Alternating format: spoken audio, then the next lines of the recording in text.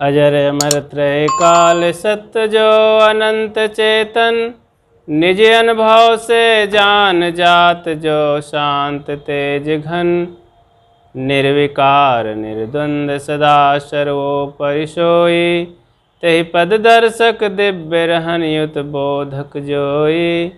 ऐसे मुक्त स्वरूप जो श्री गुरुवर के चरण चित, शीस झुकावत दास जन्म मरण भय हरण हित। अर्चनीय वंदनीय संत समाज, धर्म प्रेमी सज्जनों, श्रद्धामयी देवियों और बहनों, साध्वी समाज,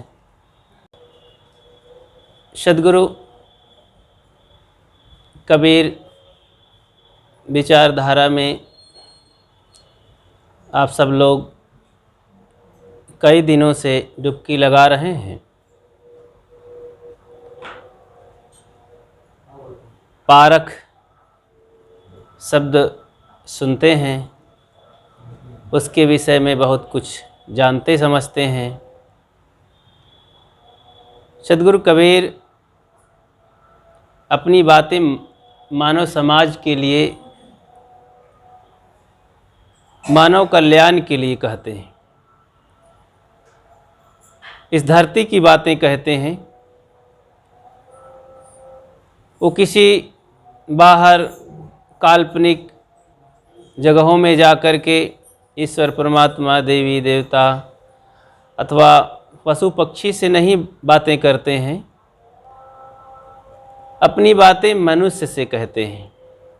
मनुष्य को मनुष्य बनाने के लिए अथक परिश्रम करते हैं और वे चाहते हैं कि तुम सुधर जाओ, मुझे कुछ भी आपके लिए खुशामद करना पड़े, मैं आपके दास बनने के लिए तैयार हूँ, बस अपना कल्याण भर कर लो। दादा भाई बाप के लेखे चरणन हुई हो बंदा, अब की पुरिया जो निर्वारे सोजन सदा आनंदा। कहते हैं कि मैं तुम्हें दादा कह दूं, भाई कह दूं, बच्चा बाबू लाला कह दूं, बाप जी कह दूं, बस इस मानव जीवन का आप कल्याण कर लो बस। ऐसा क्यों कहते हैं? उनकी क्या गरज पड़ी थी? वे कहते थे मैं रोऊं यह जगत को। हम सब लोग रोते हैं अपने बाल बच्चे के लिए, अपने परिवार के लिए, अपने गांव के लिए, बेटी बेटा के लिए, माँ बाप के लिए। कबीर साहब ऐसा क्यों कहते हैं मैं रोऊं या जगत को? ये संसार के लिए वे रो पड़ते हैं। कितना विशाल हृदय था उनका, कितना करुणाशील थे। तो सोचते ही बनता है, जरा सोचें,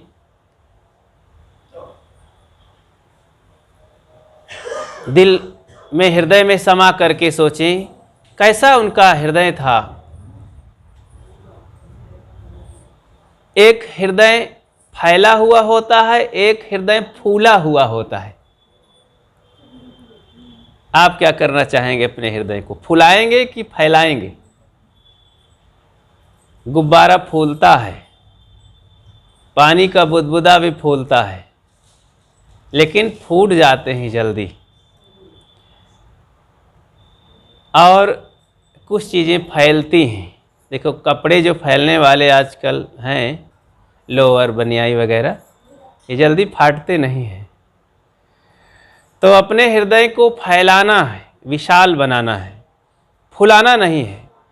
अहंकार की हवा से फूलता है, अहंकार पतन का कारण होता है। सोचने का दायरा बढ़ाना है, अच्छे ढंग से सोचना है, मानवतावादी विचारों को पकड़ना है। पुरानी बातों के पक्ष में, गलत बातों के पक्ष में, परंपरा की बातों के पक्ष में पढ़ करके, शास्त्रों के पक्ष में पढ़ करके हम जैसी तैसी बातों को मान लेते हैं और सिर पर रखे रहते हैं, आगे बढ़ नहीं पाते हैं। संबंध जीवन में कुछ हुआ है, संबंध कितने होते हैं? पारक विचारधारा में अथवा जितने भी विचारवान वैज्ञानिक लोग हैं, संत हैं, वे 3 तरह के संबंध बताते हैं। खास रूप से एक संयोग संबंध होता है, और एक समवाय संबंध होता है, एक तादात्म्य संबंध होता है। संयोग संबंध उसे कहते हैं। देखो, ये संयोग संबंध हुआ है हम सब लोगों का, एक संयोग है। शरीर और कपड़ा का भी संयोग है। एक दिन न कपड़ा रहेगा न शरीर रहेगा, दोनों चले जाएंगे। शरीर और आत्मा का क्या है? तादात्म्य है दोनों अलग अलग, लेकिन अनादिकाल से हम एक साथ चल रहे हैं। शरीर के पक्ष में हम हो गए हैं, तो ऐसा लगता है कि शरीर और मेरे में कोई अंतर नहीं है। इसलिए अपने आप को समझने में बहुत कठिनाई है। किसी रास्ते में जब हम बराबर चलते रहते हैं तो आंख मूंद कर भी चल लेते हैं, कोई कठिनाई नहीं होती ज़्यादा। घर की वस्तुओं को देखते रहते हैं तो आंख मूंद कर खोज भी लेते हैं, और आंख मूंदते हैं तो दिखाई भी देती है कहाँ रखी हुई है, कहाँ पर कौन है, क्योंकि अभ्यास है, बहुत दिनों का अभ्यास है, बहुत दिनों से हम देख रहे हैं। देखो, आप लोग अभी भगत जी हारमोनियम बजा रहे थे तो देखते थोड़े हैं हर बटन को, हाथ चलता है क्योंकि अभ्यास हो गया है। भजन भी गाते हैं, हारमोनियम भी चलाते हैं, दूसरे को ध्यान भी आकर्षित करते हैं, तो अभ्यास के कारण ऐसा हुआ। हम आत्मा को, शरीर को समझने में बहुत कठिनाई समझते हैं, अलग अलग समझते ही नहीं हैं, जबकि दोनों अलग हैं। इतना तादात्म्य कर लिए हैं अपने शरीर से कि हम अब अलग अपने को नहीं मानते हैं। सबसे बड़ी ये भूल है। मैं कौन हूँ, मेरे कर्तव्य क्या हैं, मेरे उद्देश्य क्या हैं जीवन में, मुझे कहाँ जाना है, कहाँ से आया हूँ, इस पर विचार ना करने से जैसे तैसे हम जिंदगी जीते रहते हैं, और फिर समय बीतता चला जाता है और मौत के कगार पर आ जाते हैं। फिर जन्म लेने की व्यवस्था कर लेते हैं, तो बार बार ये जन्म मरण के चक्कर में पड़ कर के उसी चक्कर में अनादिकाल से नाच रहे हैं। उससे बाहर होने का तरीका ही नहीं समझते हैं, नहीं खोजते हैं। सदगुरु कहते हैं, खोजी होए तुरंत मिल जाऊं, एक पल की ही तलाश में, मोको कहाँ ढूंढे बंदे, मैं तो तेरे पास में। बहुत नज़दीक बताते हैं, बहुत सरल बताते हैं, बस मेहनत करने की ज़रूरत है सही दिशा में। विपरीत दिशा में हम कितना भी मेहनत कर डालें नहीं मिलेगा।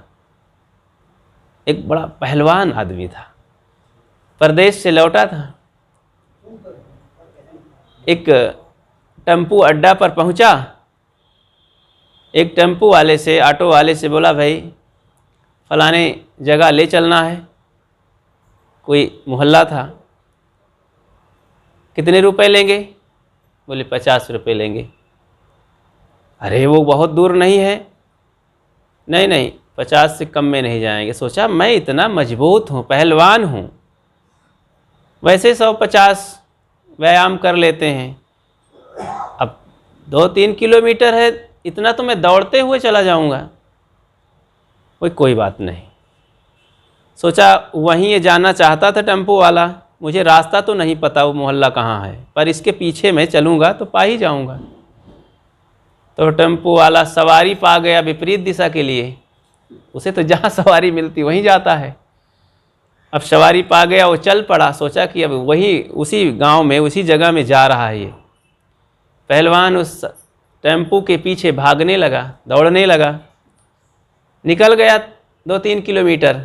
एक जगह टेम्पो खड़ा हुआ, कहें भाई साहब अब कितना लोगे किराया बताओ?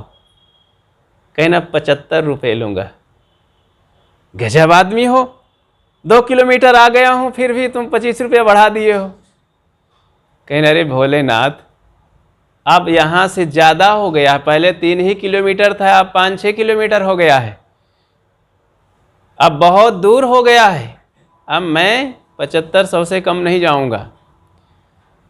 तो क्योंकि विपरीत दिशा में, तो हम अपने को पहलवान मान करके किसी के पीछे भागे चले जा रहे हैं। सोचते हैं ये सब लोग पूजा पाठ धर्म परमार्थ करते हैं, इतने पुराने महाराज जी हैं, कितने लोग चेला हैं इनके, इन्हीं के पीछे लग चलो, बहुत खोज ओज करने की ज़रूरत नहीं है।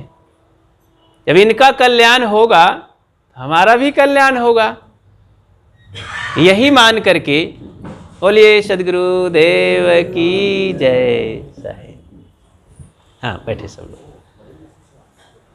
तो रूम में बैठ लेंगे, रूम में भी अभी जरूरत नहीं है। हाँ कुछ मिनट बैठे।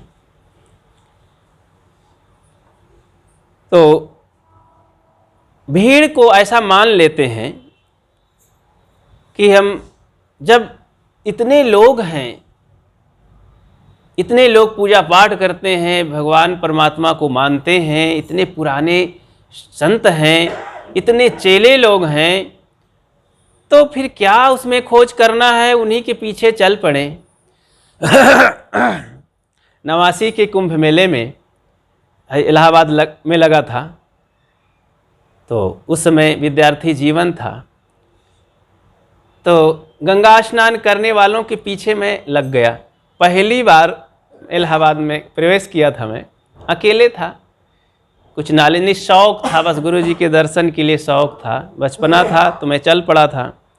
तो एक गंगा स्नान वाले के पीछे लग गया, वो जाकर इलाहाबाद बांध पर पहुंच गए। अब वहाँ पर उतर गए, तो जिधर ज़्यादा भीड़ जा रही थी, मैं सोचा अब इसी के पीछे मैं भी चलूँ, कहाँ तक चलते हैं और कहीं तो ले जाएंगे, मेला कितना बड़ा होगा। 2-4 हज़ार भीड़ वाले मेले देखे थे, लेकिन लाखों करोड़ों की संख्या में मेला देखा नहीं था कभी। और वहाँ देख करके लगा कि अब नहीं खोज पाएंगे, तो भीड़ के पीछे चल दिए। तो वो सब किले में जा रहे थे, वहाँ भगवान का दर्शन करने, मूर्तियाँ बहुत थी, तो किले में हम भी घुस गए। अब इतना धक्का खाना पड़ा, वहाँ बहुत घबराहट हुई। फिर वापस प्रीतम नगर आ गए, भटकते भटकते पैदल। तो पीछे चलने पर यही दशा होती है, रास्ता नहीं मिलता। एक सज्जन का लड़का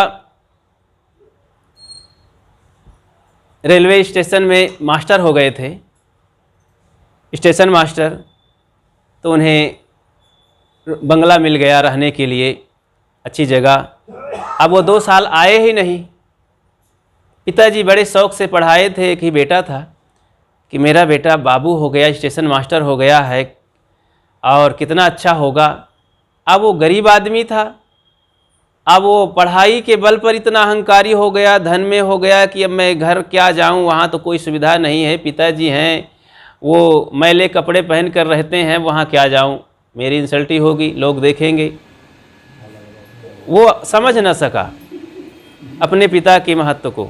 अब कैसे मुझे पढ़ाया गया है, इतनी मेहनत से, वहाँ पर पैसा और बंगले के मोह में, अपने बड़कपन में आ गया, अहंकार में। पिताजी को ख्याल आया, ममता हुई कि मेरा बेटा कैसा हो, चलूँ जरा देखूँ तो, कहीं शरीर न छूट जाए, नहीं बेटे से वंचित रह जाऊँ। वहाँ गया, मैले कपड़े थे, पूछा, एक वहाँ पर नौकर खड़ा था चपरासी, पूछा भाई इधर फला नाम का कोई बाबू स्टेशन मास्टर हैं? सोचा ये कोई पागल बुढ़ा कहाँ से आ गया, बार बार कहने से भाई वो मेरा बेटा है, जाकर बताओ। गए, स्टेशन मास्टर कहें अरे कोई होगा पागल वागल, हटाओ उसे। फिर कहा नहीं भाई जाकर कहो, उनसे मिला तो दो, मेरी बात बता तो दो। बार बार कहने से कहना अच्छा ठीक है अंदर बुला लाओ उन्हें, वो मेरा नौकर होगा, शायद आया होगा। तो अंदर पिताजी को ले गए और जल्दी से दरवाज़ा बंद किए, कोई समझ ना पावे। हाँ पिताजी बाहर नहीं जाना। तो ड्रेस बदलाए, उनको अच्छे कपड़े पहनाए और अंदर ही रहने दिए। 4-6 दिन बीते तो पिताजी घुटने लगे, देहाती आदमी, हवा पानी में रहने वाले।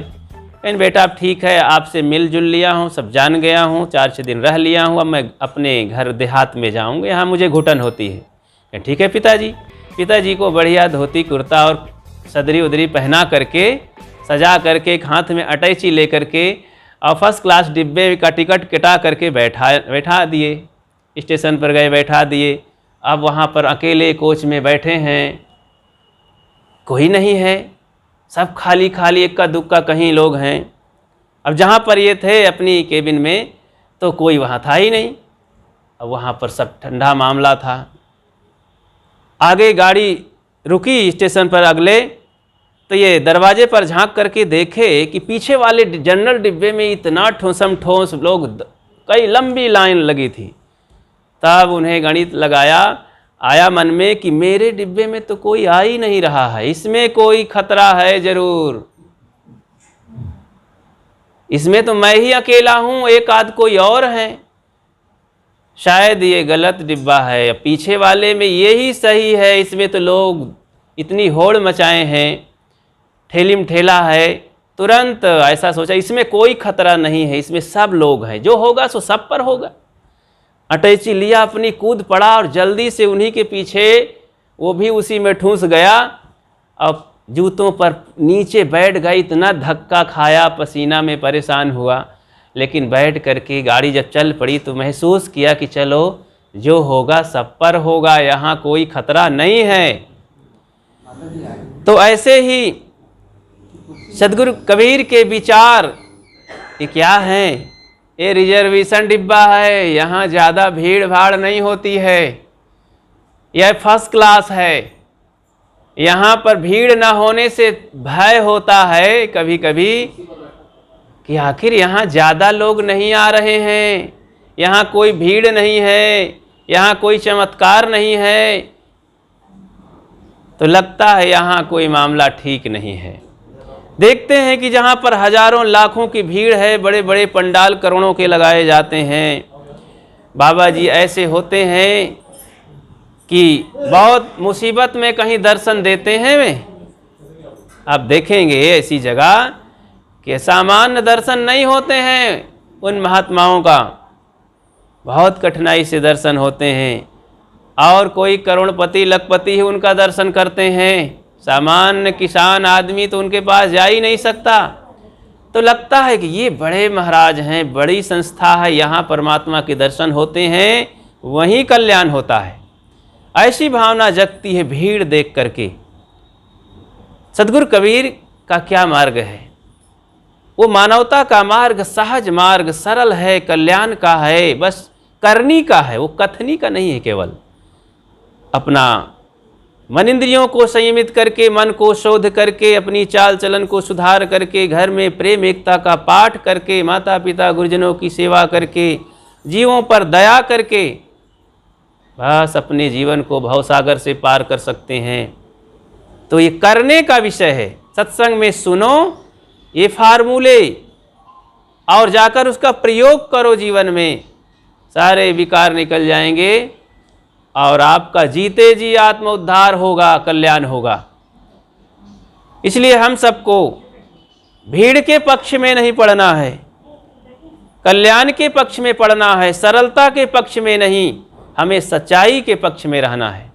सच्चाई कहाँ है, कल्याण कहाँ है, आत्म शांति कहाँ है, वो भले ही अकेले क्यों ना चलना पड़े। यानी पुरुष कहते भी हैं कि अकेले का मार्ग, कल्याण का मार्ग अकेले का होता है, एकला चलो रे। तो धर्म के पथ पर हमें स्वयं अकेले चलना पड़ेगा, काम क्रोध लोभ मोह को जीतने के लिए अकेले ही चलना पड़ेगा स्वयं हमको। तो इसलिए हम सबको सदगुरु कबीर के विचारों को समझ करके, जो उनका कहना है, मैं रो या जगत को दादा भाई बाप के लेके चरणन हुई हो बंदा, जो ये निवेदन करते हैं, अपनी करुणा दिखाते हैं, करते हैं सब पर, तो उनके इस भाव को समझना है और ऐसे मार्ग में चल कर के, उनके संदेशों पर चलकर अपने जीवन का कल्याण करना है। मैं अपनी बात को ही विराम देता हूँ। बोलिए सदगुरु देव की जय। और पूज्य साहब जी से निवेदन करता हूँ कि हम सबको अपने कल्याणकारी विचारों से कृतार्थ करने की कृपा करें।